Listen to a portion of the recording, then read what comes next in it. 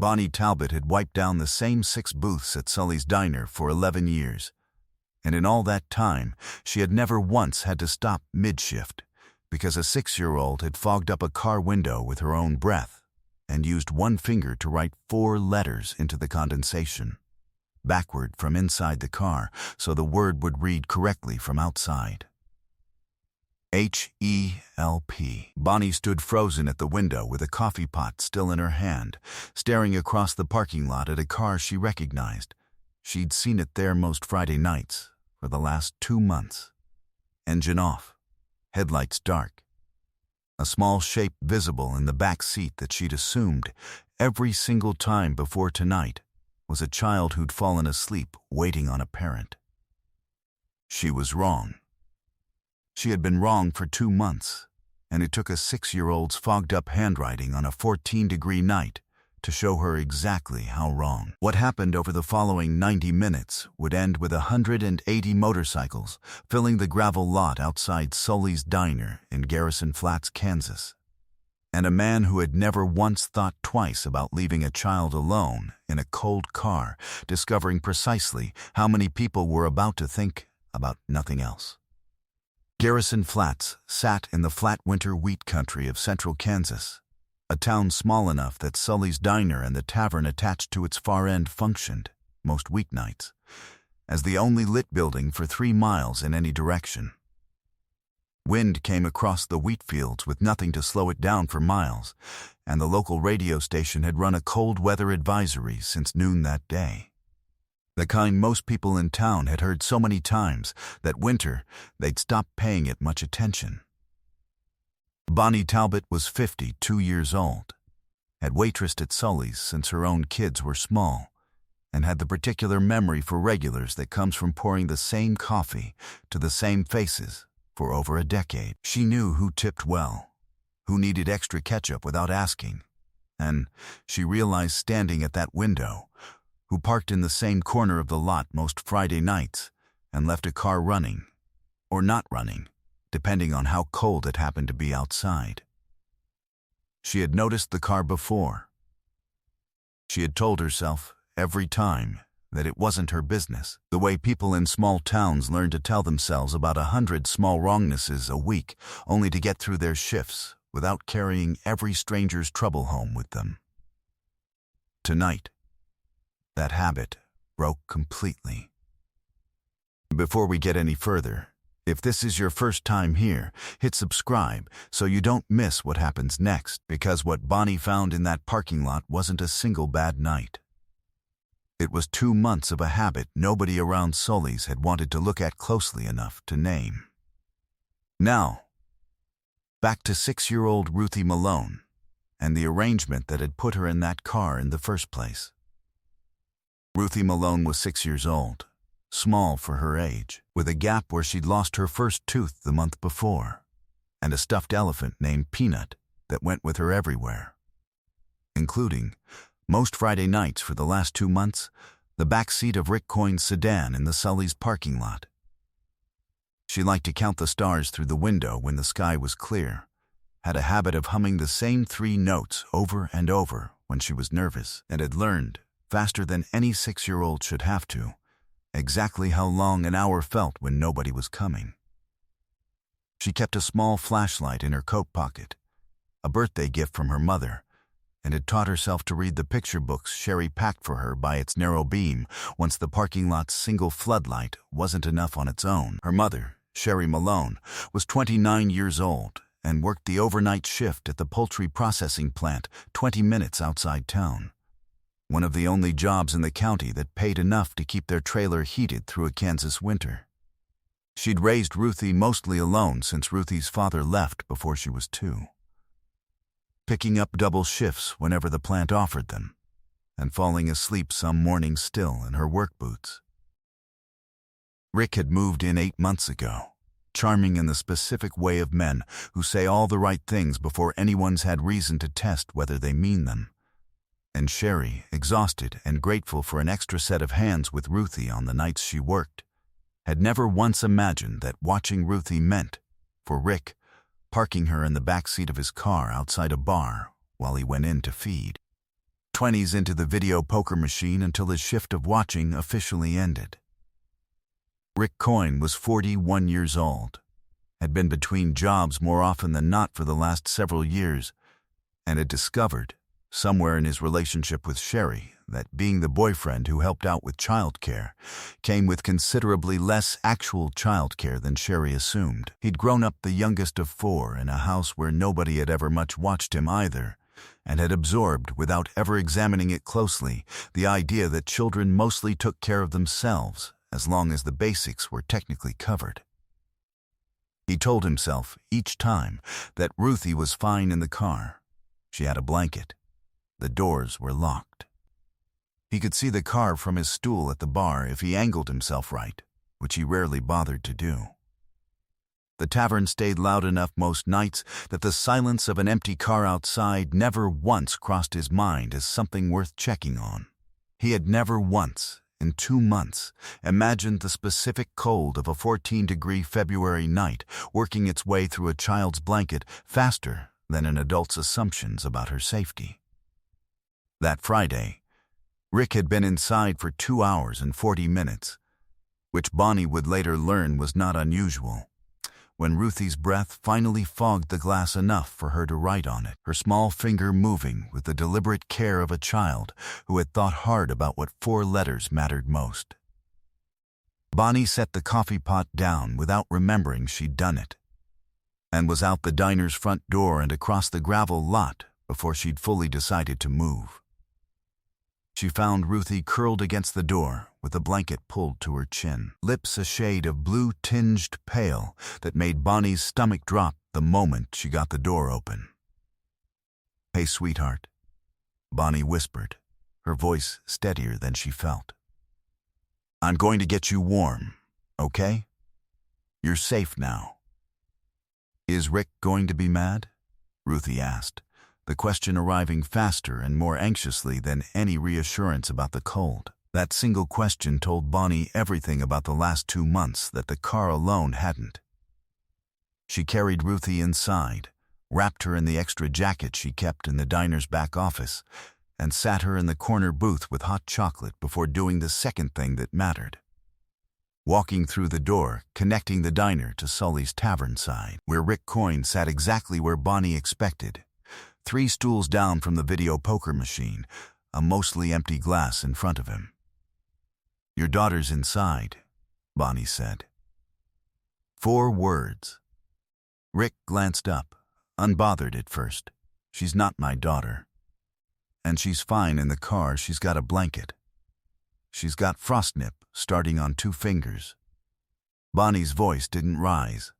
She'd learned a long time ago that rising voices rarely reached men like Rick. "How long has this been happening?" "It's not a big deal," Rick said, already turning back toward his drink. "Kids are tougher than people think." "How long, Rick?" "I don't know. A while." He said it the way men say things they've stopped bothering to feel guilty about, the particular carelessness of someone who has done a thing often enough that the doing of it has stopped registering as a choice at all. He didn't look at Bonnie while he said it, his attention already drifting back toward the machine's flashing screen, as though the conversation had already used up more of his patience than it deserved. She wrote help on the window in her own breath because 2 hours in a freezing car felt like something worth risking your anger over. Bonnie's voice stayed level. "That's not a kid being tough. That's a kid who's done this math before." Rick's easy expression cracked slightly, replaced by something defensive. "You don't know anything about our situation. I know enough." Bonnie pulled out her phone. "I'm calling Sherry. And then I'm calling some people who are going to want to know about this too." "This isn't your business," Rick said, his voice rising now in a way Bonnie's hadn't. "You can't watch me." 2 words. Bonnie called Sherry first, who left her shift immediately despite the plant supervisor's objections, and then made the second call, to a number Sully's owner had taped up by the register 2 years back, after the Iron Vow's second family program had helped a different Garrison Flats family through a hard winter nobody in town had forgotten since. Denny Vasquez answered on the second ring. He was 46 years old, ran the chapter's outreach program, and had spent enough winters in Kansas himself to understand immediately what a 14-degree night meant for a 6-year-old left in a car. He'd built the second family program 3 years earlier, after helping a widow down the road from his own place get through a winter with no working furnace. And had learned since then that most of the calls that came through that taped-up number arrived exactly like this one. Someone who'd finally decided a small wrongness they'd been walking past deserved a phone call instead of a shrug. "She's inside now, warming up," Bonnie told him. "But this isn't the first time. I've seen that car out there most Fridays for 2 months." "We're coming," Denny said. 2 words, and Bonnie heard him already moving before he'd finished saying them. Rick, meanwhile, had followed Bonnie partway back toward the diner, agitated now in the specific way of a man watching consequences arrive faster than he'd ever imagined they would. "You had no right to call anybody," he said. "This is between me and Sherry." It stopped being between you and Sherry the moment a 6-year-old wrote help on a window. Bonnie didn't slow down.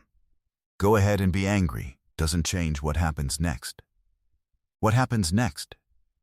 Rick asked, and something in his voice had started to thin. Outside, a sound had begun gathering that most people in Garrison Flats mistook, at first, for a freight train 2 miles off on the county line, except it kept building instead of fading into the distance. It gathered from both directions of the county road at once, steady, deliberate.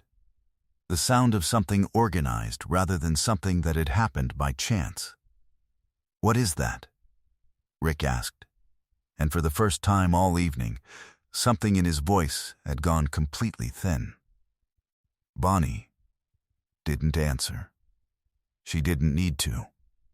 Engines first, and then chrome catching the parking lot's single working floodlight as it swept the length of the county road. 180 motorcycles rolling into Sully's gravel lot and the frozen shoulder beyond it in a slow, disciplined column, filling every open space within sight of the diner's windows. Engines dying in sequence until the lot held nothing but the tick of 180 cooling engines, and a silence deep enough that the diner's ancient neon sign seemed, for a moment, to buzz louder than anything else in Garrison Flats. A few of the tavern's regulars came to the windows to look, glasses still in hand, none of them saying much of anything. Sherry arrived 4 minutes later, tires sliding slightly on the icy gravel, and ran through that silent wall of motorcycles without once looking at any of them, focused only on getting to her daughter. Not one rider looked at Rick Coyne. Not a single glance in his direction, as though the man standing in Sully's parking lot had already stopped mattering to the 180 people who now filled it. Denny came through the crowd first, found Bonnie near the door, and didn't wait for a full explanation. "How is she?" 3 words. Warm, scared, asking if Rick's mad at her. Bonnie's jaw tightened saying it out loud a second time. 2 months. Denny. Every Friday. Near as I can tell. Denny's expression, already grim, went somewhere colder. He turned toward Rick, who had gone motionless near the tavern door, doing the same math every man in his position eventually did once the math stopped favoring him. "You left a 6-year-old in a car in 14-degree weather to play video poker," Denny said. Not a question. Only the plain shape of what had happened, laid out where Rick couldn't pretend it meant anything softer than it did. Rick had no answer that survived being said out loud.